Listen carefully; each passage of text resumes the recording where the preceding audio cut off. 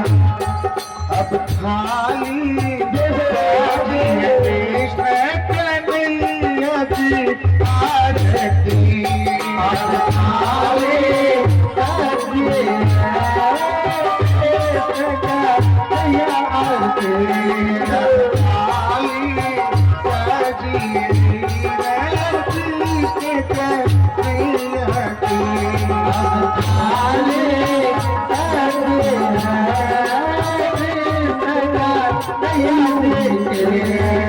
श्याम की ले लो भक्तों सब मिलजुल के राधा की आरती ले लो भक्तों सब मिलजुल के राधे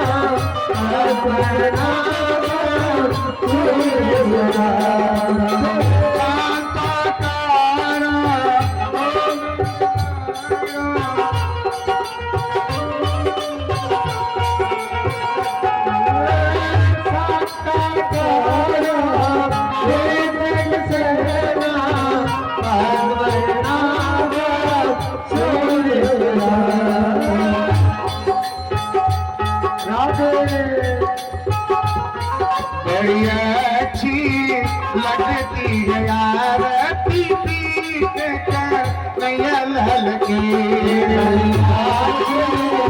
लगती है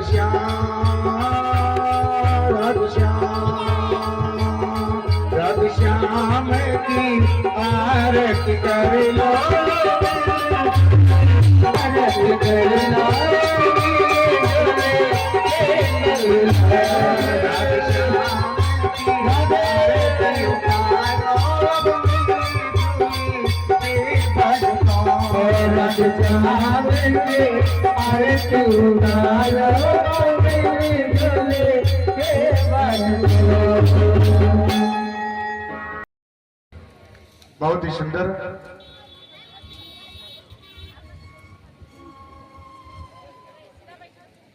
भाव से है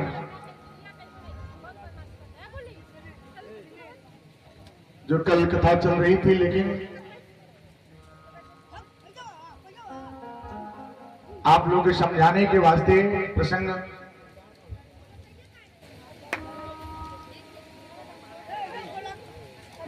चलता गया। आज श्रीमद् भागवत कथा का पंचम दिवस की कथा प्रारंभ है। जो एक मां ने दो पुत्रों का पालन पोषण कैसे करती है, एक धर्म के मार्ग को अपनाता है, दूसरा व्यभिचारी के मार्ग को अपनाता है। दो भाई हैं, एक मां ने दो पुत्रों को ही जन्म दिया है।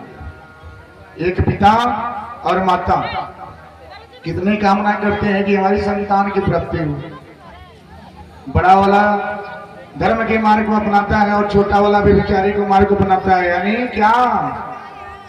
व्यभिचारी समझते चोरी, लूटपाट, बेईमानी, छल, मदिरा का सेवन करना, तामसी चीज सेवन करना। एक संत होते हैं जो शुद्ध भोजन का सेवन करते हैं, शुद्ध फल का सेवन करते हैं, और एक होता है जो मांस का भक्षण करता है, मदिरा का सेवन करता है और लूट पाट चोरी बेविचारी करता है। माँ का तो प्रेम वही है, विचार वही है। एक ही माँ ने जितना दर्द बड़े में किए, जितना दर्द बड़े में हुआ है उतना ही दर्द छोटे में भी होता है। लेकिन संगति सोमति न पावहि, जैसा संगत करेंगे वैसा ही आपका क्या होगा? संस्कार होगा, आचरण होगी, विचार होगी।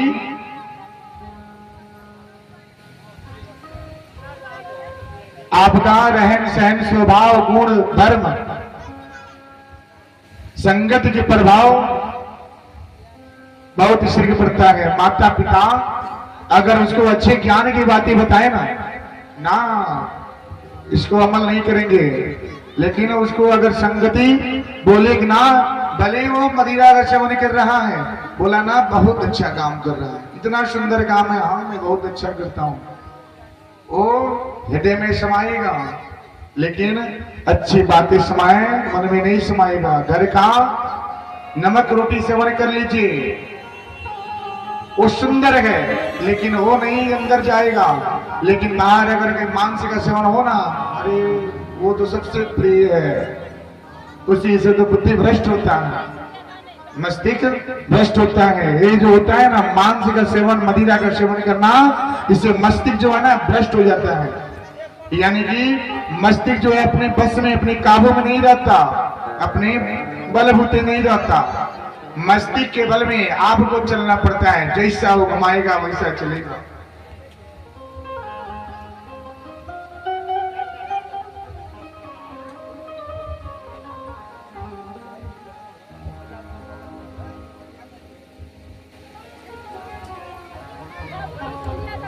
व्यक्ति का स्वभाव सरल होना चाहिए, सीधे होना चाहिए।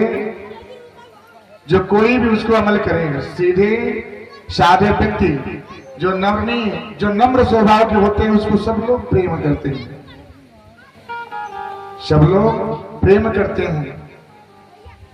घर के बड़े पुत्र को नम्र होना चाहिए, छोटे को विनम्र। अगर बड़ा थोड़ा सा तेज भी हो लेकिन छोटे को नम्र होना चाहिए।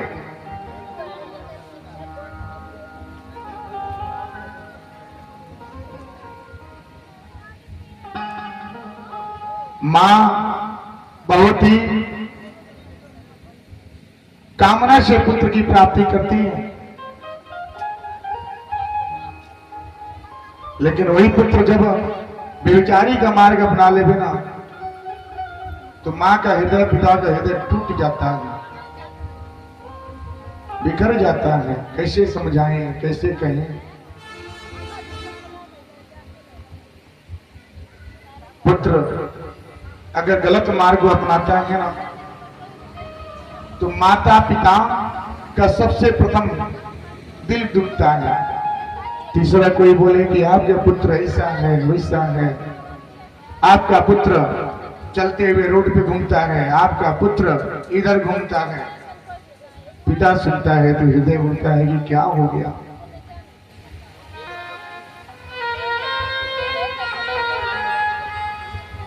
सोच के घबराता है, माता के पास जाता है, माता बोलती है आज नहीं कल तो सुधरेगा, है अपना ही।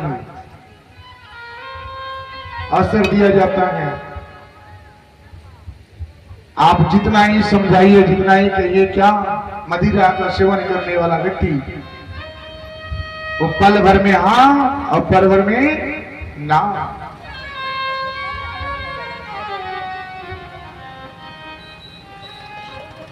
अब ऐसे ही एक प्रसंग है आत्मदेव की, जिनके पास संतान नहीं होते, संतान नहीं है, संतान की प्राप्ति के लिए बहुत दूर दूर तक भटके, लेकिन इनको कोई संतान की प्राप्ति नहीं।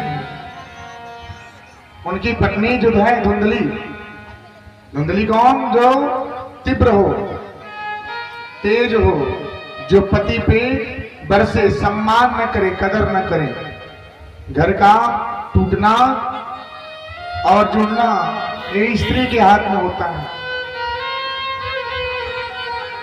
स्त्री घर को स्वर्ग बना दे, स्त्री घर को नरक बना दे। स्त्री के हाथ में है आपको भिखारी से राजा बनाना और राजा से भिखारी बनाना। अपने को थोड़ा आदर कम हो, लेकिन स्त्री का सम्मान करना सीखें। जिस घर में स्त्री का सम्मान हो ना, वो घर कभी दरिद्रता का वास उस घर में नहीं होता। नहीं तो समझिए क्या है, मैं हूं, बस मैं कमा के लाता हूं, मैं बाहर से लाता हूं, तुम कौन होती है बोलने वाली? मेरी मर्जी है, जितना चाहे उतना लुटाएं, जितना चाहे उतना खर्च करें, तुम कौन होती है बोलने वाली? तुम्हारा काम है चुपचाप बैठो, घर की देख रेख करो। ऐसे ही होता है ना, ऐसे वार्तालाप ना करें। जिस घर में स्त्री का सम्मान नहीं, उस घर में कभी लक्ष्मी का वास नहीं।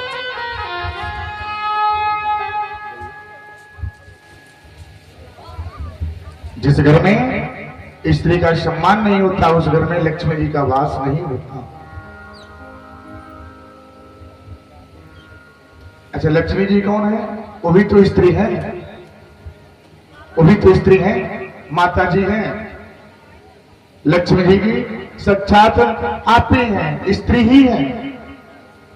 तो सोचिए, आपने स्त्री पे हाथ अगर उठा दिए, स्त्री को तिरस्कार कर दिए, स्त्री को अपमान कर दिए, तो आपके घर में लक्ष्मी कैसे बसेगी मेरी मैया? आप कितना और कमाएं और उसके बाद बोला जाता है क्या, देखिएगा बरकत नहीं हो रहा है। अरे भाई, कहां बरकत होगा? जिस घर में स्त्री का सम्मान नहीं है, उस घर में सुख समृद्धि कहां होगा? स्त्री को क्या करना चाहिए? सदैव उच्च स्थान देना चाहिए। आप तो पहले से ही उच्च हैं, थोड़ा सा उच्च लक्ष्मी जी का स्थान कभी भी उच्च रखना चाहिए। आप कमा के लाते हैं तो जो भी धन है आप अपनी पत्नी को देते हैं ना? जो भी कमा के लाते हैं अपने पत्नी को देते हैं, लेकिन ऐसा नहीं होता।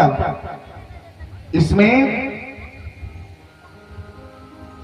75% लोग जैसे हैं, भक्त ऐसे हैं जो कमाते हैं और अपने जेब में रखते हैं, बोलते हैं ज्यादा देंगे, ज्यादा खर्च कर देंगे। होता है ना जी, होता है ना? कमा के लाते हैं और अपने पास रख देंगे, नहीं तो धीरे से लाके क्या करेंगे? बैंक बैलेंस कर देंगे। उधर रहेगा तो ना कम पैसे जेब में रहेगा तो कम खर्चे होंगे, लेकिन ना ऐसा ना करें। अगर आप नौकरी से जुड़े हैं, बिजनेस से जुड़े हैं, सुबह के गए शाम को जो भी आपका बिजनेस होता है, जो भी आपका प्रॉफिट होता है, लाभ होता है, वो लाभ ला करके आप क्या करें? अपने स्त्री के, अपनी पत्नी के हाथ में देवें। और प्रातः काल उठ करके उनके हाथ से अगर आप 10 रुपया भी लेकर जाएंगे तो शाम तक आपके हाथ में ही 1000 रुपया होगा। क्योंकि स्त्री के हाथ से धन लिया हुआ 10 रुपया वो मिले, शाम तक आपके हाथ में 100 रुपया 1000 तैयार हो जाएगा। ऐसा होता है? ऐसा करते हैं क्या? कितने लोग करते हैं बताइए? ऐसा होता है? हाथ उठाइए, हाथ उठाइए। कितने लोग पति देव ला करके दे देते हैं? बहुत अच्छी बात है, देखने को मिल गया। देखिए, सर्वे सर्वा लक्ष्मी जी के हाथ में सब कुछ चला जाता है। धन है, सुख समृद्धि। पैसे से सुख नहीं होता, जहां प्रेम होता है ना, वो सबसे बड़ा सुख है।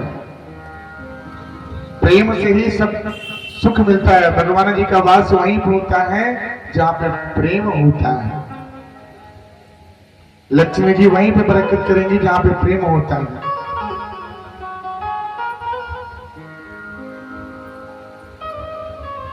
आप धन कमाते चले गए, धन कमाते जाएंगे, लेकिन क्या होगा? एक ना एक दिन वो धन का सेवन दूसरा कोई करेगा और आप बैंक बैलेंस करके ही रह जाएंगे, भोग दूसरा कोई करेगा। इससे अच्छा है कि भगवान जी का ध्यान वंदन स्तुति करें। एक नगर था, साहूकार और उनकी पत्नी, ध्यान से सुनिएगा, एक साहूकार थे और उनकी पत्नी थी, बहुत ही प्रेम भाव से रहते थे। शादी को कई वर्ष बीत चुके थे लेकिन संतान का सुख उनको नहीं मिला था। साहूकार कई जगह जाकर के दिखाए सुनाए, फिर भी उनको कहीं से लाभ नहीं हुआ। थक गए थे दोनों, पत्नी पति और पत्नी थक गए थे। करे तो करे क्या, क्या उपाय करें? फिर भी उनकी पत्नी को एक आशा थी, एक विश्वास था, क्योंकि भगवान जी की वो क्या थी? सबसे बड़े भक्त, बिना पूजा पाठ जप किए हुए अन्न का सेवन नहीं करती थी। पति बोलते थे कि क्यों करती हो, जब कुछ लाभ ही नहीं है तो क्यों करती हो? जब भगवान जी आपको कुछ देते नहीं है तो क्यों करती हो? उनको छोड़ दो।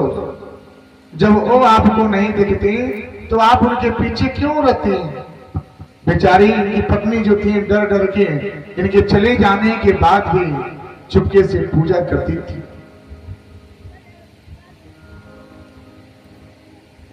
परीक्षा उन्हीं की होती है जो स्कूलों में पढ़ाई किया करते हैं। परीक्षा उनकी नहीं होती जो रोड पे घूमते हैं। वो क्या जानेंगे कि परीक्षा का तात्पर्य क्या होता है, टेस्ट क्या है, एग्जाम क्या है, परीक्षा क्या है। भगवान जी कल देखे, कल आपने प्रसंग सुना ना कैसे परीक्षा भगवान जी लिए है, कैसे भगवान जी ने परीक्षा लिए, कैसे वो राजा ने भगवान जी का खुश करने के लिए, प्रसन्न करने के लिए 2 भाग अपने पुत्र को कर दिए थे। भगवान जी की परीक्षा, फिर भी भक्त ने ना नहीं बोले, उन्होंने दे दिया। उसी तरह जो पढ़ते हैं उन्हीं की परीक्षा होती है। आप अपने पति से छुप छुप करके ये भगवान जी की पूजा पाठ करती थी। बहुत ही सुंदर सुकाम था। भगवान जी सब कुछ दिए थे लेकिन संतान का सुख नहीं था ना। बहुत परिश्रम करने के बाद नहीं।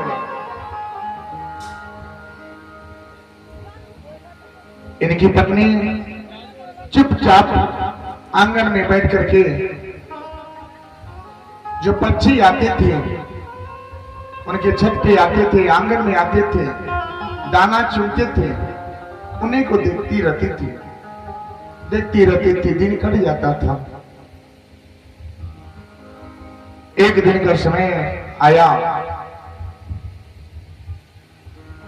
एक मैना का जोड़ा,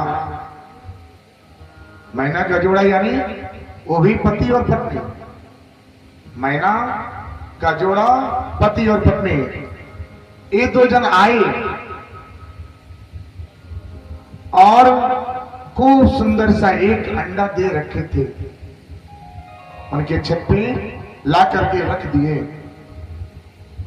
मैना जो थी देख रेख करती थी। मैना का जोड़ा, दोनों जन जाते थे, दोनों जन साथ में आते थे। एक दिन का प्रश्न आकर के खड़ा हो जाता है, क्या सुबह से शाम हो गया, मैना का जोड़ा वहां पे नहीं पहुंचे। वो अंडा जो था इतना सुंदर था कि प्रतिरोज वो बढ़ जाता था अंडा। आज इतना था, कल इतना हो गया। वो अंडा प्रतिरोज बढ़ता था।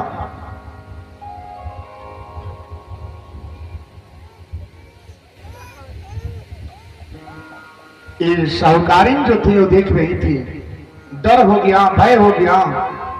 उन्होंने अपने पति से बताए और पति को ला करके दिखाए। जैसे पति देख रहे हैं अंडा इतना बड़ा हुआ था, और उस अंडे से उनके पति के सामने जब अंडा टूटा, उसमें से सुंदर सा एक पुत्री का निर्माण होता। खूब सुंदर सा एक पुत्री उसमें से बाहर आती है। राजा को साहूकार जब देखते हैं तो उनका मन प्रफुल्लित होता है, उनकी पत्नी का भी मन प्रफुल्लित होता है। और देखने के बाद अब इनकी पत्नी जो थी बोली कि इसको हम रख लेते हैं। उन्होंने गोद में उठाए और रख लिए, उसकी मां की तरफ प्रेम दिए। अब बोला गया कि इसका नाम क्या रखा जाएगा।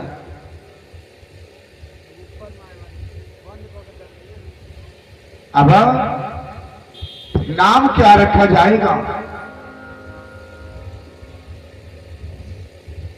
नाम की बात आई तो साहूकार और साहूकारीन दोनों जन थे।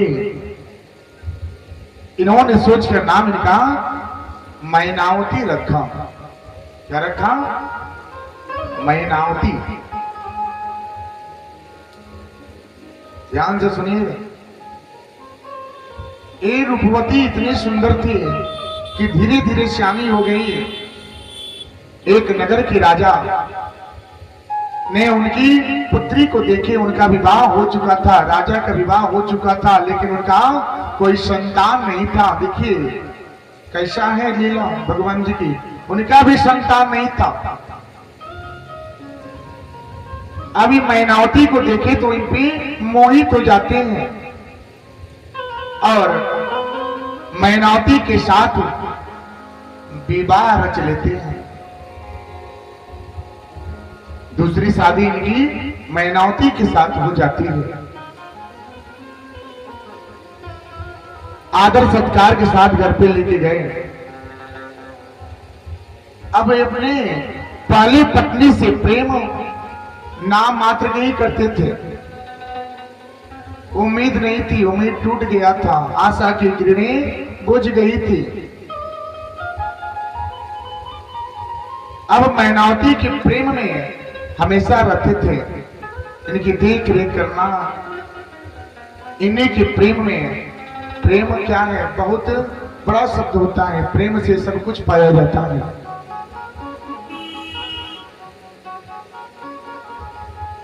एक दिन की बात है,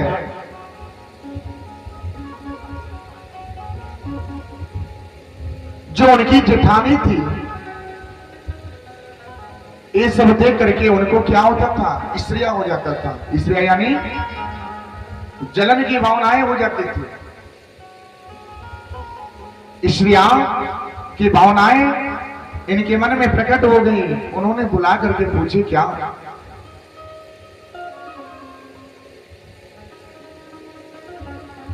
अरे बहन, पहले था क्या था, अगर जेठ और जेठानी हो ना, छोटानी जो होती थी, जो अगर जेठ के छोटी जो उनके भाई की पत्नी जो होती थी ना, उनको लोग क्या करते थे, अपनी बहन के नाम से संबोधन किया करते थे। जिस घर में सास और बहू का रिश्ता माँ और पुत्री के समान होए ना, उस घर में कभी विवाद नहीं होगा। जिस घर में जेठानी और देवरानी का रिश्ता अगर बहन से किया जाए, उस घर में कभी विवाद नहीं होगा। समझ के होंगे। अब इन्होंने मैनावती से पूछे कि हे बहन, ये बताओ तुमको सबसे ज्यादा प्रेम किससे है? सबसे ज्यादा प्रेम किससे है?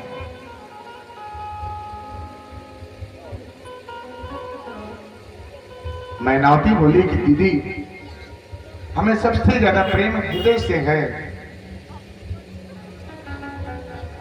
फिर बोले कि क्या मजाक कर रही हो, हंसी कर रही हो।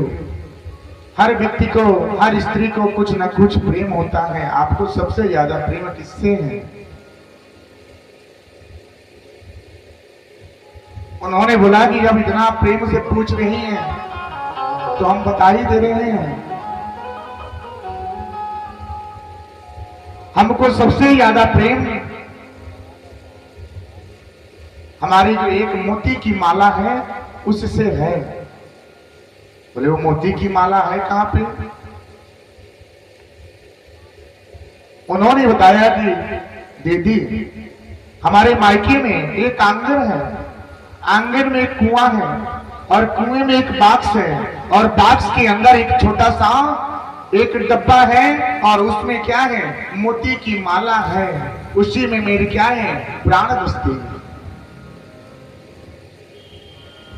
उसी में प्राण बसती है। ध्यान से सुनिएगा, अपनी भेद किसी से कहना नहीं चाहिए।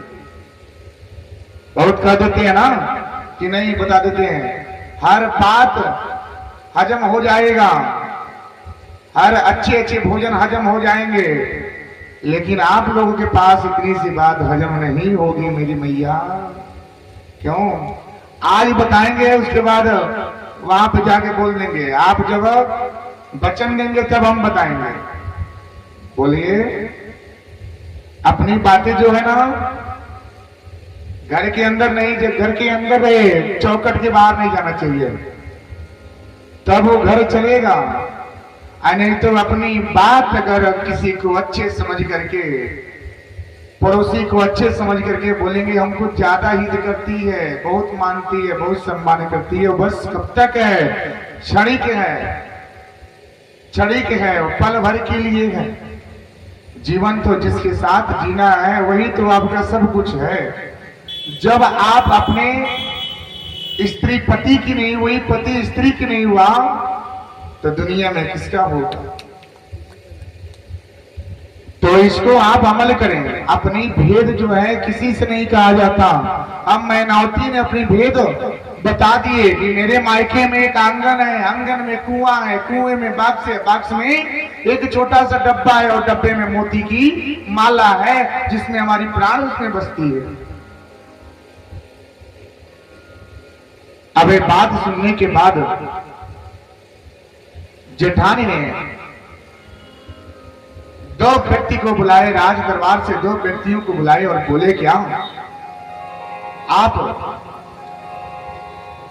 लोग इसके घर पे जाइए, इसके मायके जाइए और चोरी से चुपके से जा करके इसके घर में आंगन है, आंगन में कुआं और कुएं में बाक्स है, उस बाक्स को निकाल करके एक डब्बा होगा, उसमें मोती की माला होगा, मोती की माला चुरा करके ला करके हमें दे दीजिए। ऐसा ही हुआ। अभी दो व्यक्ति निकल गए। अब मैनावती ने राजा से एक दिन, एक रात की बात है, बात करते करते दिन ढल गया, रात आ गई, बात खत्म नहीं हुआ। मैनावती बोलती कि हे प्रिय, हे स्वामी, अगर हम मृत्यु को प्राप्त हो जाए ना तो हमें अब क्या करना? जलाना नहीं, हमें क्या करना है? रख देना, जलाना नहीं। महल बनवा देना, महल में एक आंगन होगा और आंगन में बगीचे होंगे। उसी जगह पे हमें क्या करना? चारों तरफ से दीवार लगा करके चुनाई करा देना।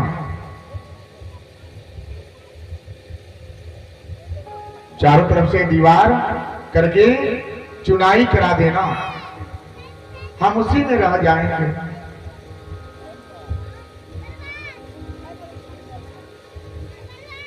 अब मैनावती ने ऐसा वचन जब राजा से बोले तो राजा का मन डोल गया और बोले कि अरे प्रिय, क्या बोल रही हो? क्या बोल रही हो?